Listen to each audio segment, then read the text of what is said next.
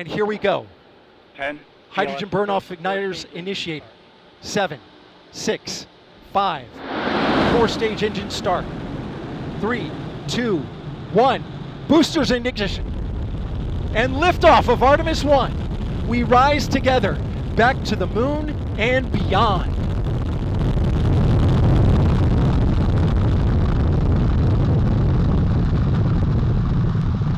All 4 RS-25 engines on the core stage and 2 solid rocket boosters now propelling the vehicle at 128 miles per hour. Hearing good control on the roll from teams in Mission Control Houston. All good calls so far. Now 30 seconds into the flight of Artemis I. First milestone will be for the vehicle to pass through max Q at about 1 minute and 9 seconds into launch. This is the greatest period of atmospheric force on the rocket.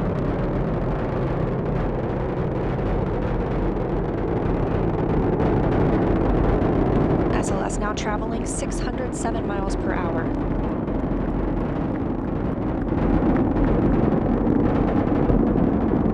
You're looking at 8.8 million pounds of maximum thrust. Quiet here in the loops in Mission Control.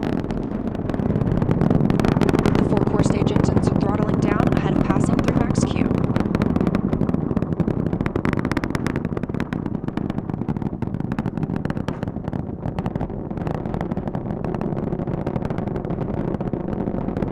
Now 1 minute, 21 seconds into the flight, traveling at 1,420 miles per hour. The 4 core stage engines are back at maximum thrust. The next major milestone will be for the solid rocket boosters to cut off and jettison at about 2 minutes and 11 seconds into the flight, so about 30 seconds from now. Again, quiet here in Mission Control Houston as teams continue monitoring the flight of Artemis I. We're now 16 miles downrange from the launch pad at Kennedy Space Center, traveling over 2,800 miles per hour.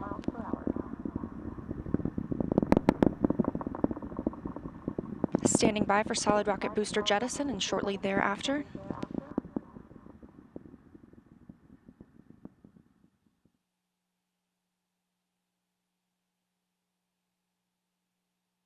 Confirmation that the solid rocket boosters have separated these 177-foot boosters. Now the core stage continues to power the flight of Orion, all 4 RS-25 engines firing, traveling over 3,400 miles per hour, 46 miles downrange. Houston. We've still got 4 good engines on the core stage. Next up, we'll be looking for the service module fairing to separate. This is 3 15 by 15-foot fairing panels, providing structural support, protecting the service module. Those will separate at about 3 minutes and 11 seconds into flight, and very shortly thereafter will be followed by the launch abort system separation. Just over 3 minutes into the flight of Artemis I, now traveling over 4,060 miles per hour, 83 miles downrange. We just had confirmation that the service module fairing has separated.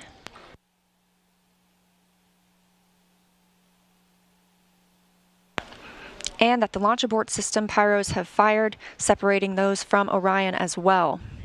For future crew members,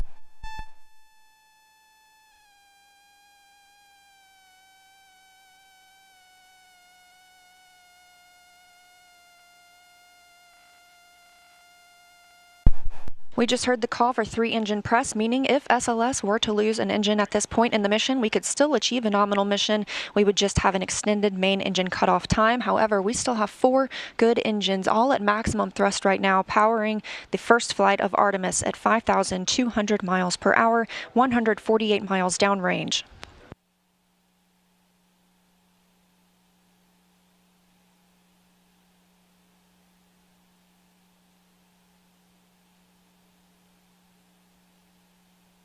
We're 4 minutes and 16 seconds into the flight of Artemis I. So far, we've had a clean ascent. We saw those solid rocket boosters jettison about 2 minutes and 11 seconds after liftoff. Shortly after, we had the service module panels fairings separate, as well as the launch abort system. The launch abort system was inert for this flight, except to perform this separation. Those 4 core stage engines will continue to fire and power the flight of Artemis I, now traveling over 6,800 miles per hour, 229 miles downrange. Booster flight controller reports that the engines are looking good.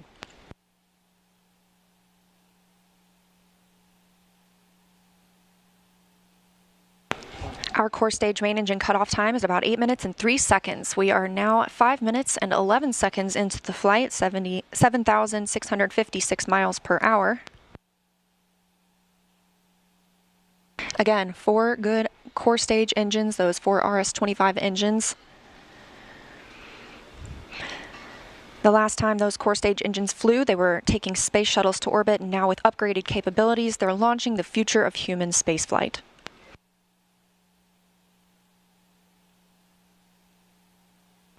Five minutes and 42 seconds into the mission, we are now traveling 8,800 miles per hour, 345 miles downrange from the launch pad at Kennedy Space Center.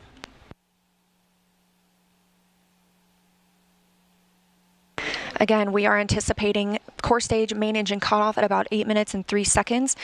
And about 10 seconds later, we'll see core stage separation, at which point Orion and the interim cryogenic propulsion stage will be flying free.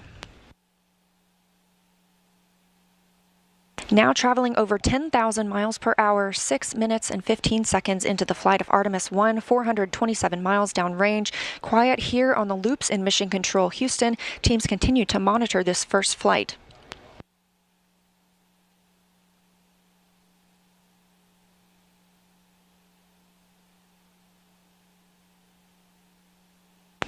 About a minute and a half now until that core stage main engine cutoff time. Our 4 core stage engines continue to fire at maximum thrust.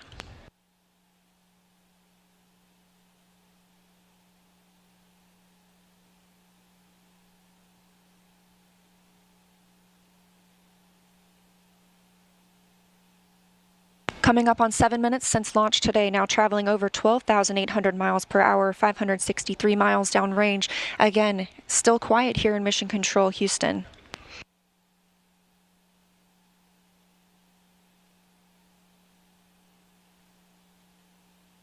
As we prepare for main engine cutoff, the 4 RS-25 engines are beginning to throttle down.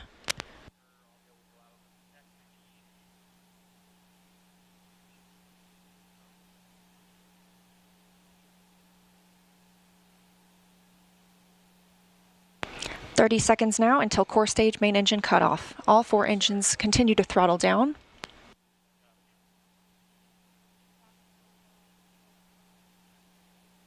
Now 7 minutes 45 seconds into the flight, traveling over 16,000 miles per hour. Continuing to hear good calls here in Mission Control Houston. We're standing by for core stage main engine cutoff.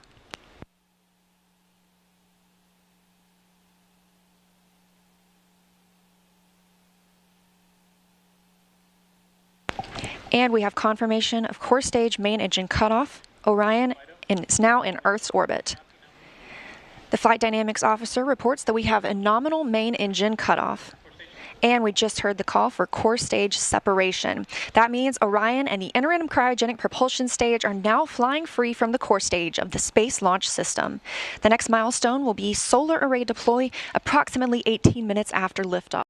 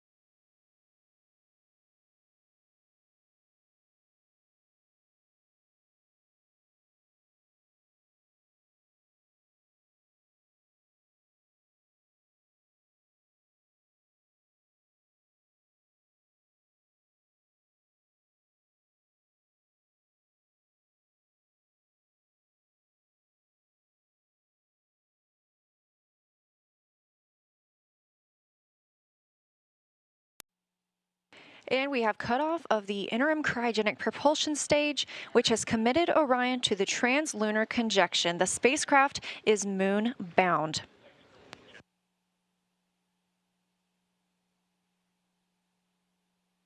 Orion is now traveling at 22,500 miles per hour, 247,450 miles away from Earth. Now that the interim cryogenic propulsion stage has completed its translunar injection burn, it is no longer needed to propel us to the moon. It's done its job and it will separate from Orion. After it separates, those 10 CubeSats we discussed will be deployed from the Orion stage adapter, which is below the service module and above the ICPS. Each payload will be ejected with a spring mechanism from dispensers installed on the Orion stage adapter. And again, these will help us study the moon and space weather, test innovative propulsion technologies, analyze the effects of radiation on organisms, and provide high-resolution imagery of the Earth and moon. The CubeSat deploys will start just short of about 4 hours after launch.